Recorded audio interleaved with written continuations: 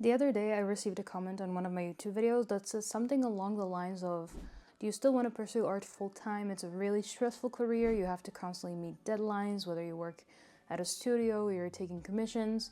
And for me personally, it's not really a career choice because I have anxiety and I would rather just keep art my hobby. Which got me thinking, do I still want to pursue art despite it being rather stressful? Is it even worth to turn something you love into a job? Let's talk about that. I cannot speak for anybody but myself, but despite art being a rather stressful and quite uncertain career choice at the moment, I totally find it worth it pursuing. To me, having a 9 to 5 that is art unrelated and is perhaps more stable is an even bigger hell than pursuing something I love professionally. Not to mention that every job gets stressful to a certain degree. But why am I bringing all of this up? Well, because I want to discuss that there are ways to keep your love and passion for art intact despite turning it into a career. And in this video, I'm going to go exactly over the ways how I do that. But first, I do want to give a disclaimer. I'm not a full-time artist just yet, but I'm pursuing it and I spend so much time on art weekly and take it very seriously, so I think I can give some tips here. Many people, including myself, have had the notion that when you turn a hobby like art into a career, it's basically a dream life. You wake up every day and you're so excited to sit down and draw in your notebook or open a new canvas on your drawing program, and you never get tired because it's your hobby, right? It almost seems like we had this notion that turning a hobby into a career would feel the same exact way that it felt when we were 12 and sat down after school to draw. And I think a lot of people actually struggle with this in their adolescence. We kind of have this nostalgia of how things felt when we were kids, especially things that we were passionate about, and then we somehow assume that this is how things are in the adult life. But unfortunately, that's not the case. You have taxes, you have bills to pay. It's tough. And one of the main reasons why you probably enjoyed making art as a kid is because you had the permission to just do it whenever you felt like it. On days when you didn't feel like it, you just did something else. But when you turn it into a career, you often have to work at times that you don't really feel like it. So how do you keep loving the process of creating, even under pressure? First, I want to get it out of the way that having an art career will not always be fun, just like having any other job will not always be fun. But that's the nature of obligations. Some days, art will feel like a chore, and that's totally okay. You just have to shift your mindset and find ways to make these obligations less dreadful and exhausting. Let's get into the tips. Number 1, decide on the career that you truly want.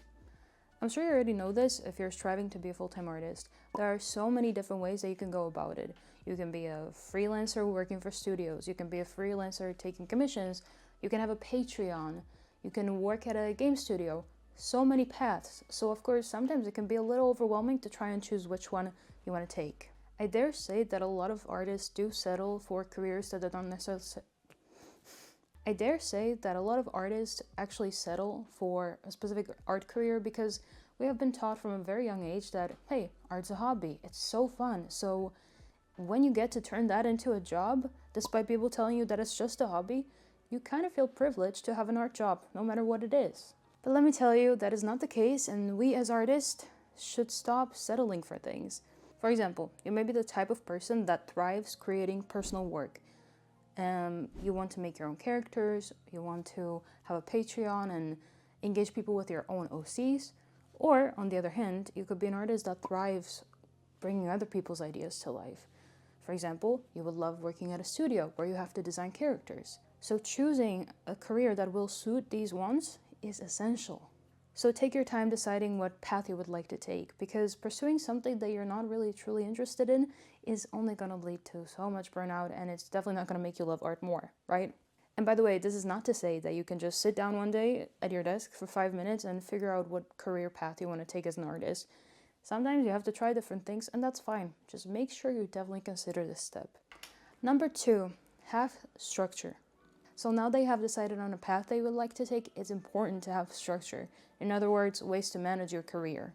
For me personally, this includes a weekly schedule. I'm trying to grow my Twitch channel, my YouTube channel, on top of making art, so I of course have to include these in my schedule.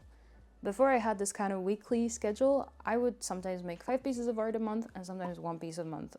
And it was definitely not very fulfilling, I'll tell you that much. I constantly felt like I was on a roller coaster, which of course made creating art not very fun, obviously.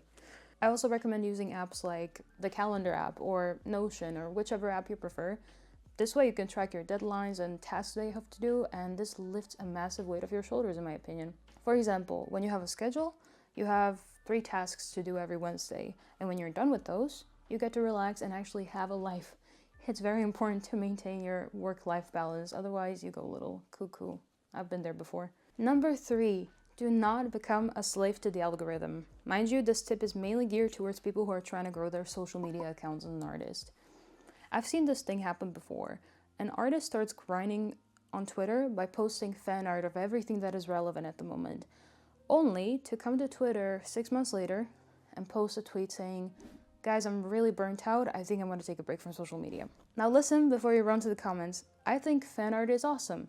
I do fan art. But there's a difference between making fan art of things that you're truly passionate about, or you at least enjoy drawing, and then drawing anything popular in hopes of getting the numbers up. You would never catch me making fan art of things that I either don't like or hate drawing. It's just not the way to go, if you want to keep your sanity at least. Yes, of course, if you want to grow your social media account, sometimes you do have to think first like a marketing major and an artist second, but there are definitely ways to go about this without it burning you out.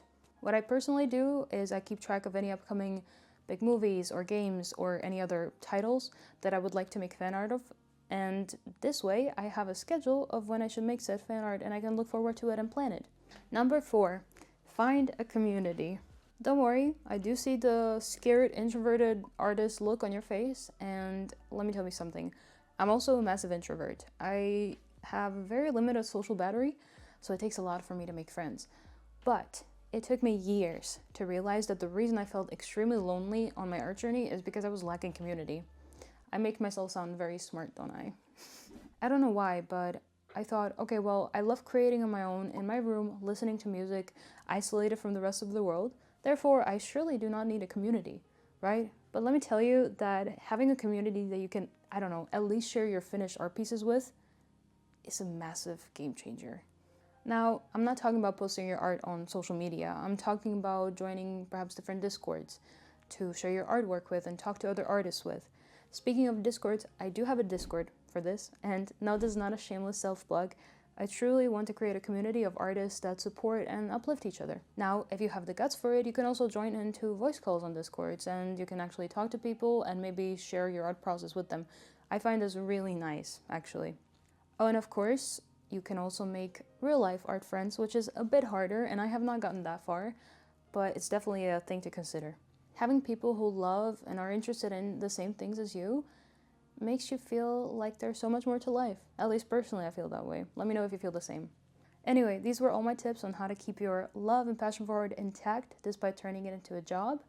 I hope these tips help you, and if you have any more tips that you would like to personally share, go ahead. I would love to find more ways to keep my love for art going. A reminder to join my Discord if you're looking for an art community, and I also stream here on YouTube and on Twitch every Tuesday at 4 p.m. GMT +2, and I also try to stream whenever I have time other times. So yeah, see you there guys, and also see you in my next video.